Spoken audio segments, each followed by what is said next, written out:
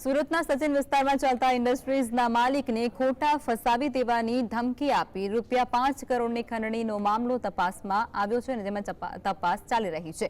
તેવામાં બંને આરોપીઓનું search operation હાથ ધરવામાં આવ્યું છે અને આરોપીઓના ઘરમાંથી કેટલીક ફાઇલો પણ મળી આવી છે અને જેમાં પાનેસરા અને સચિન જીઆઈડીસીના અનેક મિલ માલિકોના પેપરો પણ મળી આવ્યા હતા, જેમાંથી અન્ય 2 થી 3 મિલ માલિકો પાસેથી પણ બંને આરોપીઓ દ્વારા લાખ રૂપિયાની ખંડણી લેવામાં આવી હોવાનું સામે આવ્યું છે અને તે મિલ માલિકોને અહીં ક્રાઇમ બ્રાન્ચ ખાતે બોલાવવામાં આવ્યા હતા અને આરોપીઓ વિરુદ્ધ ફરિયાદ નોંધાવવા માટે જણાવવામાં આવ્યું હતું। તે ઉપરાંત ગુજરાત પ્રદૂષણ બોર્ડના પણ બંને આરોપીઓ દ્વારા કયા મિલ માલિકો વિરુદ્ધ ફરિયાદ નોંધાવી છે તે બાબતે પણ તપાસ કરવામાં આવી રહી છે। अलग अलग लोगों विरुद्धना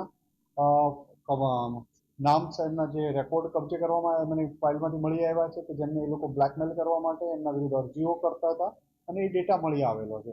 અમુક કિસ્સાઓ અમારી પાસે રૂબરૂ પણ અહીંયા ફરિયાદ માટે આવેલા હતા, લેખિત ફરિયાદ નથી આપી એમણે હજી સુધી। એમને લેખિતમાં ફરિયાદ આવવા માટે સમજાવવામાં આવ્યા છે કે એમને ફરિયાદ કરવા માટે।